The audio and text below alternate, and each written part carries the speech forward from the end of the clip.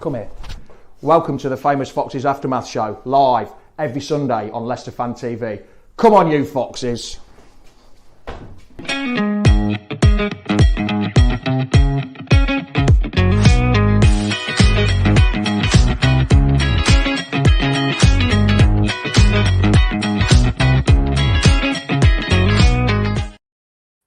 Good morning, Foxes. How the devil are you today? How's your weekend been so far? It's actually a crappy international week. Well, you know what day it is. It's Sunday. It's 9:30 a.m. So it's time for the Famous Foxes Aftermath Show, run by us fans in here for you fans out there. And you know what? Your opinion really matters. So get them comments in. Let's get going. It's kickoff time. Come on, you Foxes. The Leicester City machine is on the march again. Leicester Fan TV presents a variety of content like fan discussions, match analysis, and engaging with Leicester fans worldwide. We want your views live, thanks to our sponsors, Everard's, Pucker Pies, Hologram, Take Me, Newbie & Co, and the Foxes Arms. For exclusive extra shows, behind the scenes, competitions and podcasts, subscribe to Leicester Fan TV today on Patreon.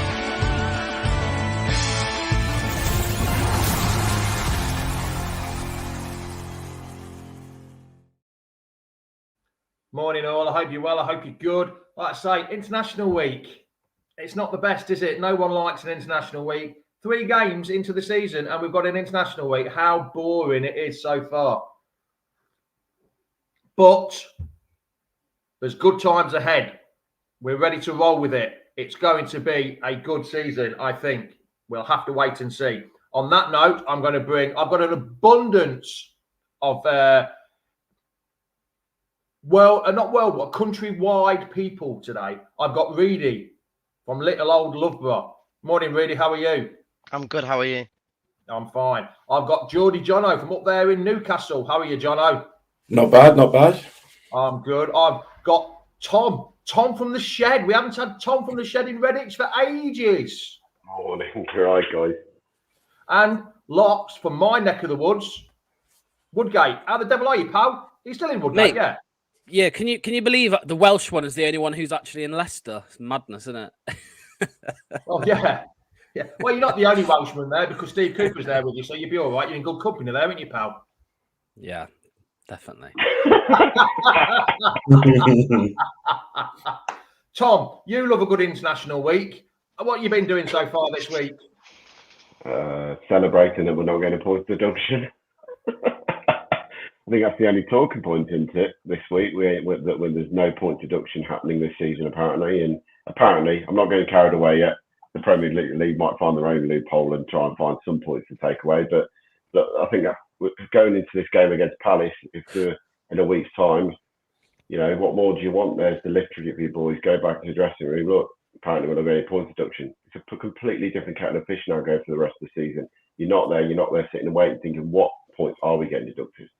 Not saying it won't happen still, I'm not saying nothing will happen, but if it doesn't, and by the time of it, they're quite happy to think it's not going to happen, then it should give all that squad a lift going into the rest of the season now, knowing what they've got to play for and the points target, because surely Cooper would have set the points target before the season started, and we all know 40 is a magic number.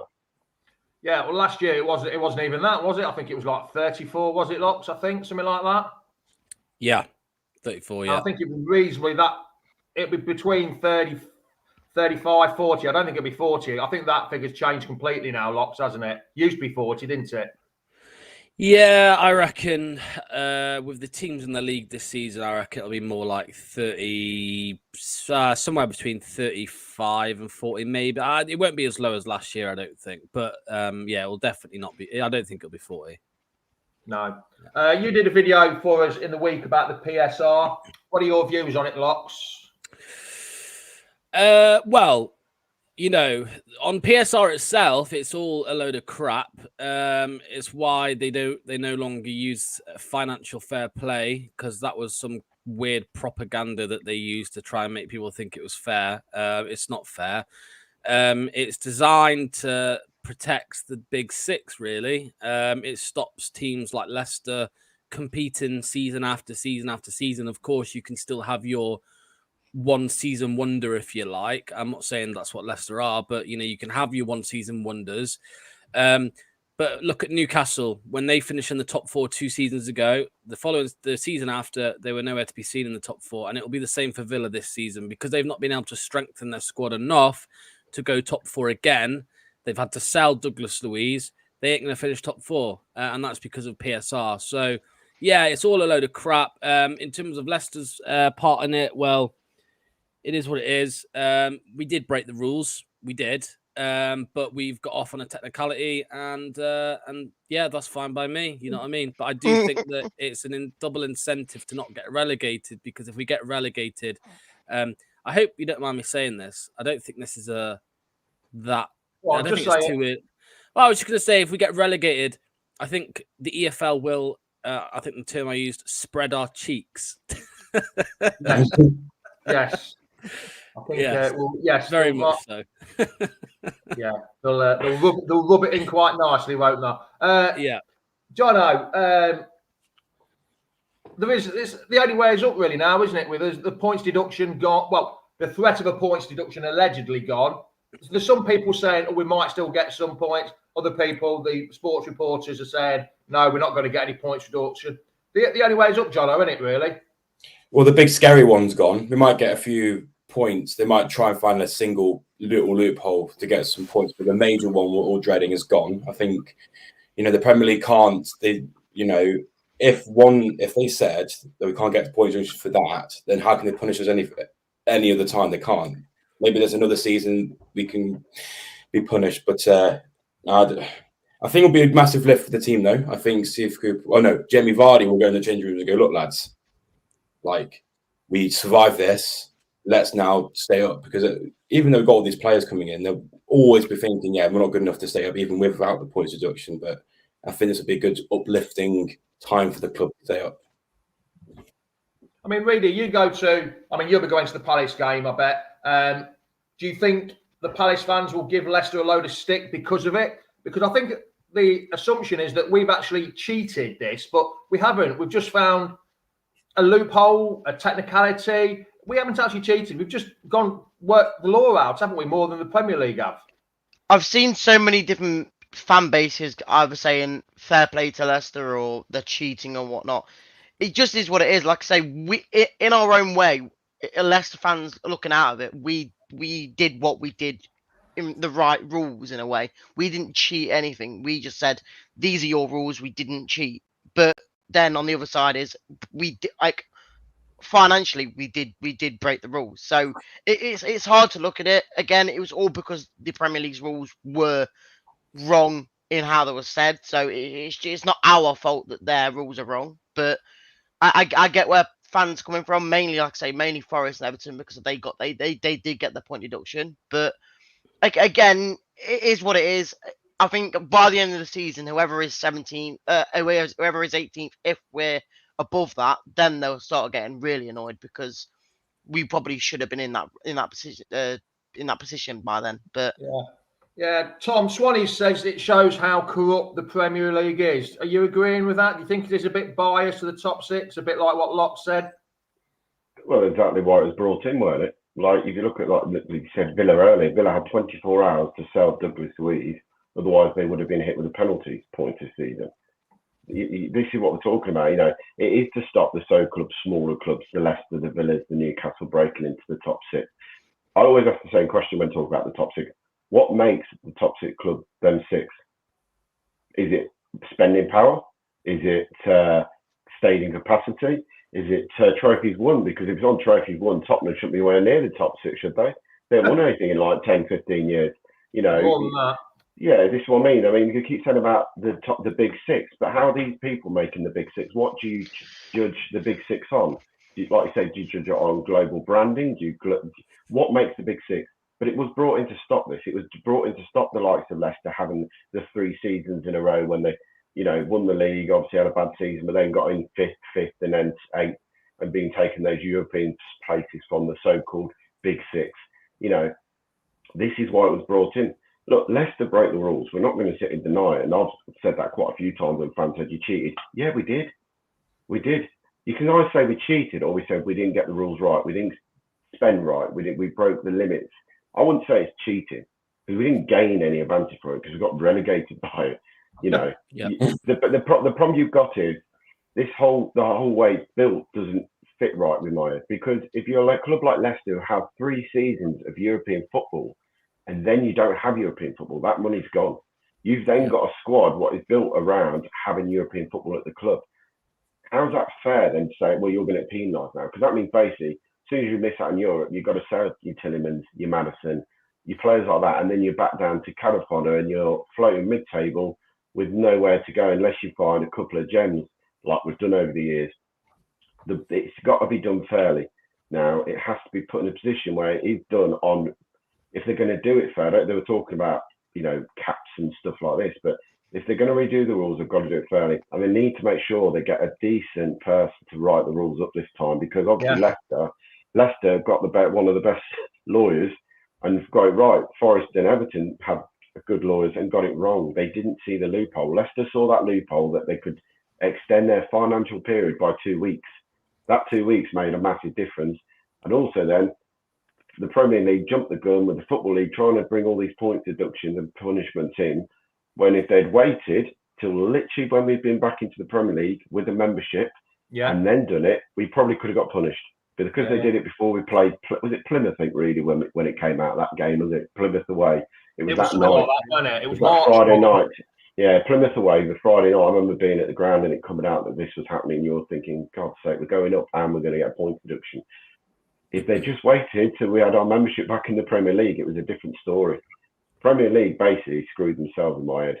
They jumped the gun. They tried to chuck us under the bus as quick as they could. The Football League were loving it, trying to do the same thing as well, thinking we've got Leicester for fun here, and it's ended up with eggs on the face, and Leicester now sitting here laughing. And let's talk about the reaction from other fans, because some fans have been negative towards it. Some like Forest fans. Some Forest fans have just said fair play to Leicester for doing it. They found the rules. But then there's other fans like Villa have said fair play. Newcastle fans have said fair play to Leicester. Once you do, we break the rules, we move on, but we go on with betterness. What are you laughing at, Reedy? There's a comment about our lawyers got more points than Cooper. Well, yeah. We're gonna just move. We've probably taught that to them. Locks has done a couple of videos on it as well, so you can see them about Locks talking, waffling on about the PSR. We're going to move on to the Palace game, but first of all, we're going to go internationals, because we've had a lot at internationals, haven't we, Locks, this week? I'd like to congratulate Casey McAteer getting his first international cap. He's nailed his flag to the post now. He's going to be playing for the Republic of Ireland now. I can't remember offhand, but I think there was a full squad of players, Locks, that had gone out, or full first team of players had gone out. So we're not going to have much time to work with them, are we, when we come back? No, mate. Quite a few of them have gone away. Obviously, like I said, I'm Welsh, so I don't really care too much about internationals. So sorry about that. But I think. What more do you want? I didn't watch him. I don't watch Wales unless it's a tournament. That's if you make the tournament. Well, yeah, it's once every 8 years, I think. So, but yeah. Yeah, mate. I mean, Bilal El Khanous, I saw bits of. He looked like he did okay. He was actually playing as an 8, not a 10 for Morocco, next to Man United's Amrabat. Obviously, you had Akoli, who was called up to the Italian squad. I don't think he played against he didn't play. I had that game on at the bar. He didn't actually play. Yeah. And then who else did I look at? Fast. Oh, yeah. And Wilf, yeah, I looked at Fast. It looked like he did okay. For Belgium, Castagna scored an own goal in that game, funny enough. But I can't say I've looked too much into it. But you are right that lots have gone away, so not many of them have stuck around to be in training. I saw Edouard was in training. I don't know if you all saw that video online that Leicester posted of him in training. Looked nice, looked decent finishing and all that. But he can't play though, can he? No, he can't. So, but that's an exciting one, if you like, for him to come in. I think he starts against Everton, by the way, over Vardy, if I'm honest. So yeah, we'll see what happens, mate. He's had, Steve, big Steve's got. Well, he's had 2 weeks. Super Cooper. He's had 2 weeks to sort out to help improve the team and stuff. It's obviously difficult when they're not all there, but. Yeah, who knows? He might have worked on a new system, like, you know, he might have worked on a new tactic over the last 2 weeks. At least he's got different tactics instead of the same one week in, week out, win, lose or draw. Oh, BAV ain't even got a plan A for crying out loud. Oh, at least he's got a plan A, B, and C, and not like a He plan ain't. A. If it goes wrong, let's just stick with plan A. Let's just stick with plan A. His plan A is to defend for 70 minutes. Come on. We won the league doing that. Yeah, that was good football, that was. We won the league doing that, didn't we, Jono? Counter-attacking football. Cooper could do it with Vardy, Mahrez, and Kante in his team, mate. I'll tell you that right now. He could do that. Hey, I could have done it last year in the championship with my eyes closed. Negative. You know what annoys me, Jamie, when you say that? Oh, I could do it last year in the championship. Because whenever I slag off, whenever I slag off Cooper's record in the Premier League, you're like, well, he kept them up. Well, Enzo took us up. So why are you like bashing Cooper? Why are you bashing Enzo for taking us up? But I don't. You keep going on about, well, he only won 12 in 52. His way record is crap, but he didn't have the players there, did he? Like he's got here. He's got different kinds. Well, he had bloody too many players. It's actually 12 and 55 now, not 52. It's 12 and 55. Yeah, but it's only it's like the Premier League only started. The Premier League only started in '92. Sorry, football only started in '92. Remember, for some of you guys, I think there was nothing before that. So the career only starts when he gets to Leicester. Locks. You have to forget about the past and look forward to the future. All I say is give it 6 weeks and you'll be firmly in my boat. I think so. We'll see. There's Aggie's going against you. Linda's going for you. I always knew I loved Linda. No, but what I will say is I spoke to Forrest. I spoke to Forrest for the other day, and it's funny because he was just telling me like things about Cooper, and they were just all had already happened. About like waiting until the 70th minute to make attacking changes, setting up at home with 3 defensive midfielders, coming out in every interview saying, oh yeah, it was my mistake. And then the fans are like, oh, it's so refreshing. He's so honest.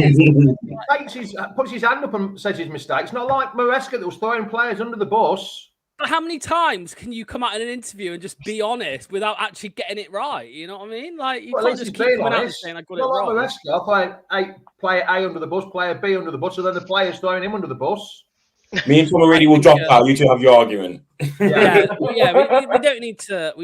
Yeah, obviously we don't need to go into it too much. But all I'm saying, mate, is that everything that I heard in pre-season has come true so far. Everything I heard from Forest fans in pre-season has come true so far. That's all I'm saying. But I've had Forest fans in here this week in the bar, not in the house, in the bar, and they're saying they were disappointed when he left. They didn't want him to go when he went. But that's because of the championship season. That's because of the championship season. That's why Forest fans love Steve Cooper. This was like a year after he kept him up when he got sacked. Mate, you have sentimental stuff for him, mate, getting him up. If you ask them Forest fans, Martin O'Neill, but I don't want him back. If you ask them Forest fans, would you rather Steve Cooper get sacked or Forest get relegated? Right? They will say Forest get. They would have rather Forest have got relegated and kept Steve Cooper. So if that's the kind of, it's like people who say we shouldn't have sacked Ranieri. Well, he was taking us down. He was getting us relegated. We were useless. We were going down. Yeah. But Forest were useless last season when they sacked him. They were useless. They got battered 5-0 by Fulham, for crying out loud.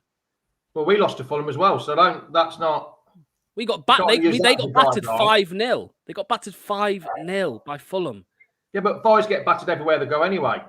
Well, we play them in about 5 weeks. We'll see what happens. 26th of October. Yeah.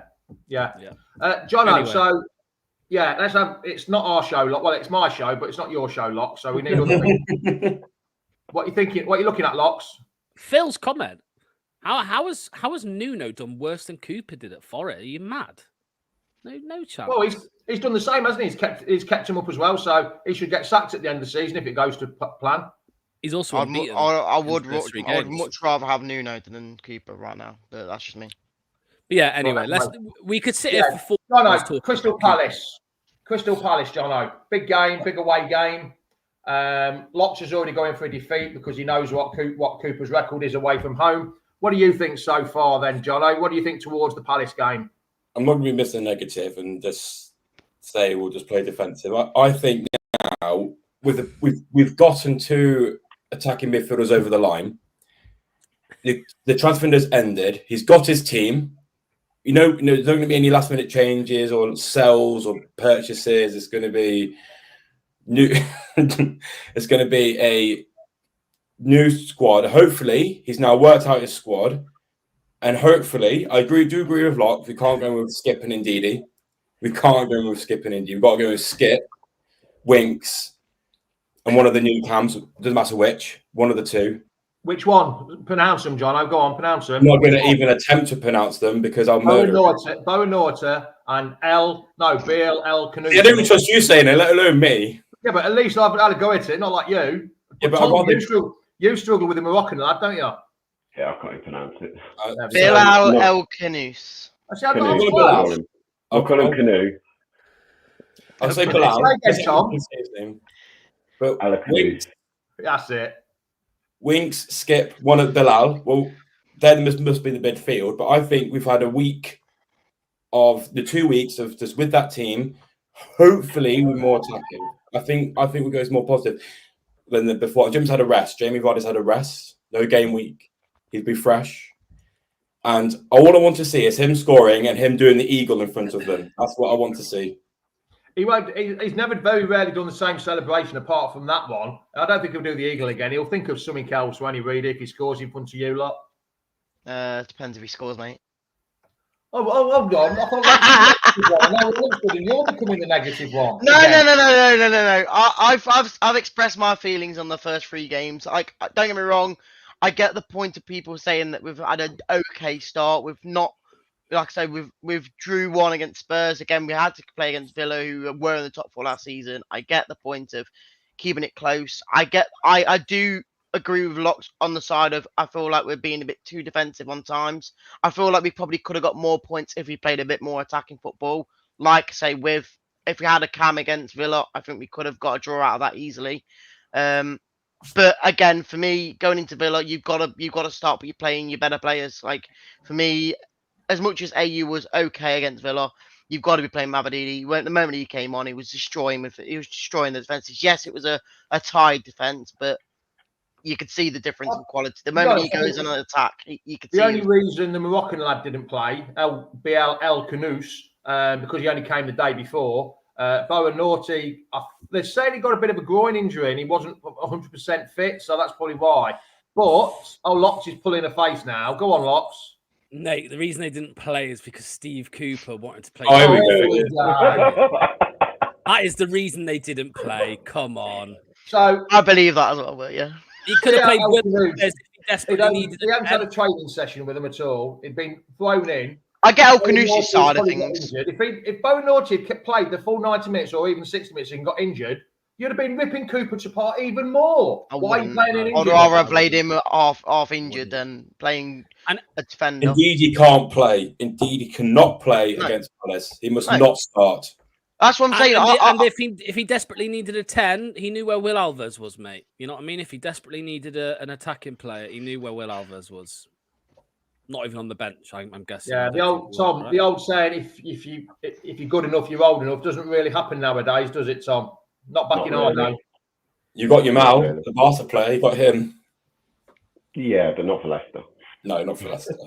Look, I'm positive going to the game. I truly believe we'll go and get results at Palace. I truly believe it. I think you got a secret weapon who's not playing, who might be able to give us all the tactics that Palace have been doing all season in Edwards.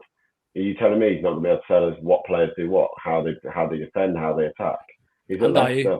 And you've got 2 Palace players who did all pre-season for Palace. So they're going to come in, they're going to know exactly how Palace play and know exactly what Palace tactics are. So that sets us up nicely for me going into this game. You know, I said before the game, we get 4 points from the next 2. It's been a good, that's what we need to get. Tom, I agree with that completely. I've always said, like, as long as Cooper comes into these sort of games where they're winnable games and actually goes and attacks them instead of defending for 70 minutes and staying in the game, fair enough. But from what I've seen since up until now, it's just been defending, which again, I guess it's because of the top 6 teams that we're playing. But even if you start on the front foot and you do have to be defensive at times, and fair enough, and you've just got to take the game to them instead of letting the game come to us and trying to get a result out of it from the 70th minute. If we do that against Everton and Crystal Palace and all them sort of teams, fair enough. But I have my thoughts on the fact.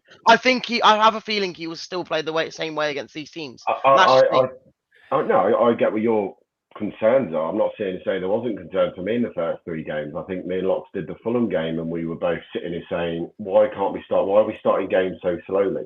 It's not a case of trying to be defensive for me. We were so slow against Tottenham. We didn't look organised. We looked out of shape. We didn't seem to understand what we were trying to do. And that was in the first few games. I couldn't work out the way we were trying to play. I understand sort of the tactics, but I couldn't get what he was trying to do. And then obviously the lineup came against Villa, an hour and a half before, and everyone straight away going, boom, 3 defensive midfielders. And you are sitting there thinking, don't get this. The first 20 odd minutes in that game, though, I thought we actually played well against Villa. We actually went toe to toe with them. We didn't let them settle. The problem was when we conceded, in my view, 2 goals were a very easy avoided goals to concede. The first one's a poor. It's not a poor free kick from Villa. It's a well-worked free kick. For me, it's poor defensively. That one, Ramsey shouldn't be standing on the edge of the box on his own. 2, why have we got 5 defenders or midfielders in the box defending that cross, and not one of them is standing on the central midfielder from Villa to score a tap in? And same with the second goal. Ockley has to be stronger there. You can't just bar someone in the back and then expect them to miss a header. It's a great header, but he still, for me, had to jump with him. No one jumped with him for that goal. Both goals were avoidable. I can see the concerns from both sides here. That's why I'm sitting, not sitting here slagging Cooper. I'm not saying the players are. I always give managers 10 games, 10 to 15 games, especially on a new manager to come in and settle in. Pre-season wasn't settled. I think there was still a lot of talk about point deductions, what we could sign, what we couldn't sign. Players that came were on the radar, didn't come on the radar. Cooper's now, for me, he's got his squad, and that is it. He's a squad of players to work with, and he has to work with that players. Someone's mentioned Cody. Cody's someone I would chuck in the back line now if he's fit. Cody Nicoli. You need some experience in that back line. I like Wout Faes, but he's too rash at times. And with someone like Ockley, who's very young and needs to learn the game, I think putting Cody next to him would be a wise move if you're going to keep playing Ockley as your quicker player, because he needs someone that reads the game. Faes can read the game, but we saw at Fulham, Faes can be pulled out of position for fun at times when he goes charging into tackles. I know Cody's getting old. I know he's not as quick as he used to be. But sometimes having that wise head at the back won't be a bad thing, even if you haven't got the pace. Because we saw against Villa, Ockley can cover. He has got the pace to move across the ground at times. I think you've just got to give Cooper now the next, I'd say 15 games of the season. So he's got, 12 to go now to see where we're at. And if the performances don't improve, then I know what you're saying, Locks. I know you're saying that's a lot of the season gone, but we're not going to sack Cooper within the next 15 games. I'm going to say that now. As much fans might get on his back, I can't see Top pulling the trigger that early. And I say it because I look at Rodgers. He let Rodgers run. And if he was that desperate, exactly, I agree with you. Really tactical. If he was that desperate to do it, even for the money side of it, he would have gone. He didn't. I think he'll give Cooper time to settle down. I do agree with the Cooper thing in staying, but it's now his time. Like I say, with this point deduction gone, we need to go. We need to go at teams so we can get at teams. Again, we have looked like we can do in the last 20 minutes against all 3 teams, or maybe not Fulham as much. But the first Villa and Spurs, you could see that we can get something out of them in 20 minutes. Why can't we go for it for 45 out of the 90? I'm not saying all out attack, but you can still be a bit more. The Spurs game for me and the Fulham game, we didn't get going at all in the first half. And we were lucky to go and level at Fulham, let's be honest, 1-1 with that header from Faes. I didn't feel at any point in the first 2 games of the season, and a lot will back me up at half time. We both sat and went, why is it taking so long to get going? Not even from trying to defend, we just looked really, really unorganised and didn't seem to know who was doing what on the pitch.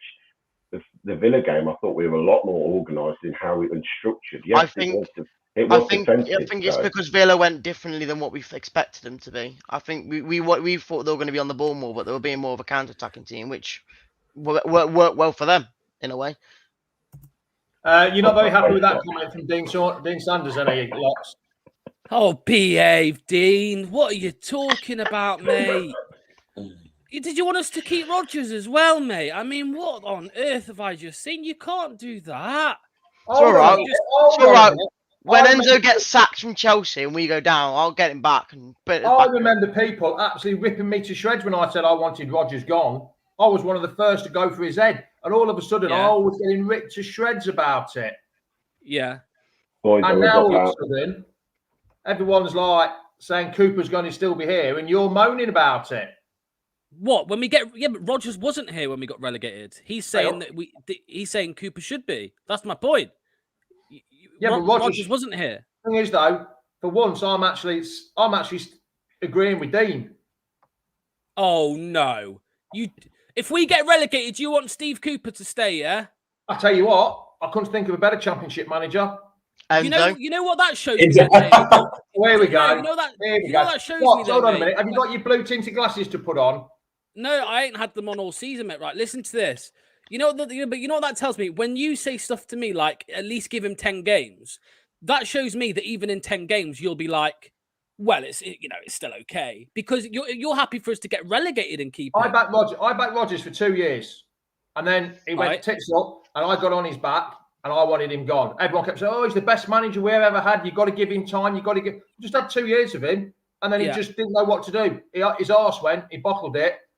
But now we've given Cooper 3 games, and everyone and people are starting, not everyone, people are starting to get on his back. Why? But we're on about if we go down. We're on about now if we get relegated. You're still talking about it. So what's wrong? Burnley did it. Burnley have done it with Dyche. They kept him, and they got back up. I know they got rid of him the second time for what's his called? What was the manager for Burnley last year? Company. They kept him, and he got him back up. But then they got relegated again, so he left.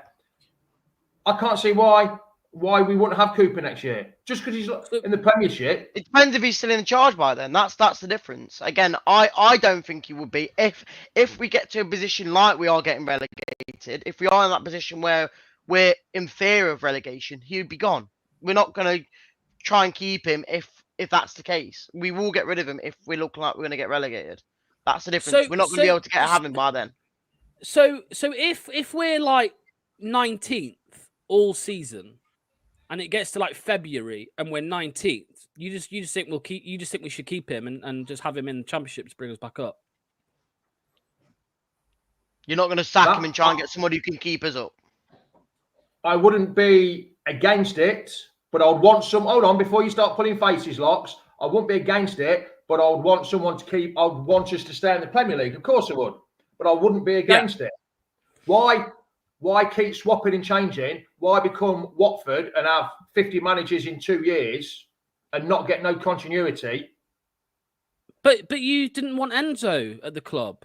I didn't. No, hold on a minute. I didn't say I didn't want Enzo. I've never said this is where you've misread everything. No, now. I mean now, not early on. I mean now, like at the end of the season. Left us in the lurch. What? Of course I don't want him. He left us in the lurch. He dropped us in the shit. No, before he left. I never said I wanted him to go. I never once said I wanted him to go. I never warmed to Enzo. I didn't like his style of play. I was happy we got up, but this style of play wouldn't have worked. His style of play wouldn't have worked with our squad in the Premiership. Maybe with Chelsea, it's a different kettle of fish because he has got a lot better players. I never said he wanted. I never said if he was here now, I wouldn't have been over the moon, but I'd have still backed him, even though I didn't like his style of play. I'd have still travelled back for games like I'm doing later on in November and December. I would still come back. I just never warmed to him. I never once said I wanted him sacked. You can go through every single video that I've done over the last year, and you'll never once see me say I want him gone. Never warmed to him. Yeah. So my last question. Well, my last question would be: so you're saying that there's nothing that could happen. No, there's not nothing. You want Cooper sacked. If Cooper loses the next 10 games, if we don't get a point from the next 10 games, of course I want him gone. I won't. I think the difference is Locks. We've got 6 games now, which again I'm not saying we're going to win them, but they're winnable. They're games where we have to go at their teams. The only, like I say, my part that I'm scared about is the fact that from what we've seen already, if he keeps doing what he's doing by staying in games for the next 70 minutes every game, then I'm already on the point of saying he needs to go. But if he changes it up and goes out attack wise against Everton and Crystal Palace and stuff, then I would say, like, do you know what? Fair enough. But as of now, I can't see him doing that because it's just how he sets up. Football is all about opinions, right? And you're allowed opinion. Opinions can change. You changed last year drastically. Yeah. You did a full 180 completely. Mm-hmm. I'm going to drop myself out, guys. I'll see you guys in a bit. He did a full 180 completely. And opinions, if he loses the next 10 games or doesn't win, come Christmas time, my opinion could change of him, which is what football's about. Football is about opinions. And like Matt Greaves says, let's judge him over the next 6 games, which is fine. Yeah. 6 to 10 games, yeah. When it comes, like Tom says, to 15 games, that's fine. Opinions can change. And yes, by Christmas time, I might absolutely hate the bloke.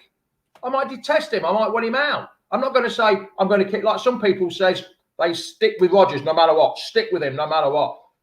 Stick with Enzo no matter what. Stick with Pugh no matter what. Stick with Ranieri no matter what. Opinion, you're allowed to change your mind. It's like Helena. It's like Helena said. I don't know what the weather's going to do tomorrow. I don't know what the weather's going to do next week. At a minute, it's actually pissing down, which I'm really pissed off about. But in the football sense, you don't know what's going to happen in the future. But Dean said, Dean's comment said keep him. What happens if we reverse it round and Cooper wins the next 6? Are you going to change your mind? If it's possible, 100%. 100%. 100%, like I did last season. People try and use my U-turn last season, against me.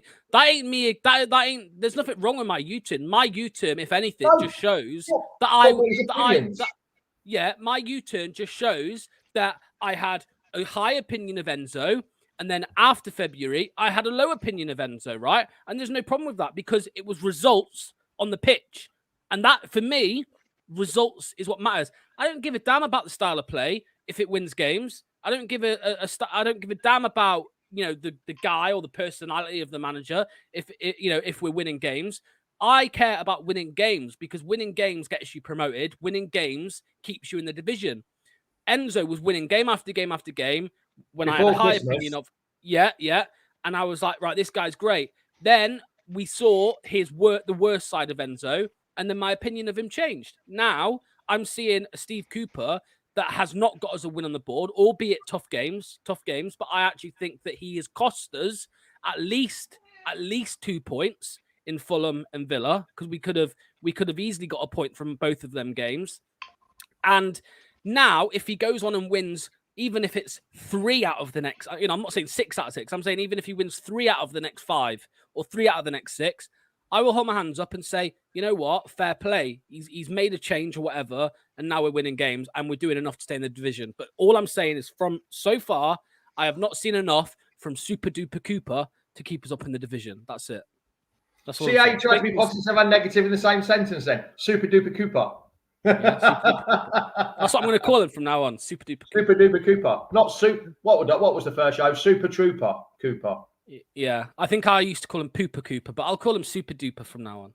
He's part of your Welsh clan. You shouldn't be. See, Glenn James. See, this is what I mean. Glenn James, you care more about the style of play than you do about winning games, mate. If you only care about the style of play, you know what? Relegate us to League 2 and let's play feckin' long ball, right?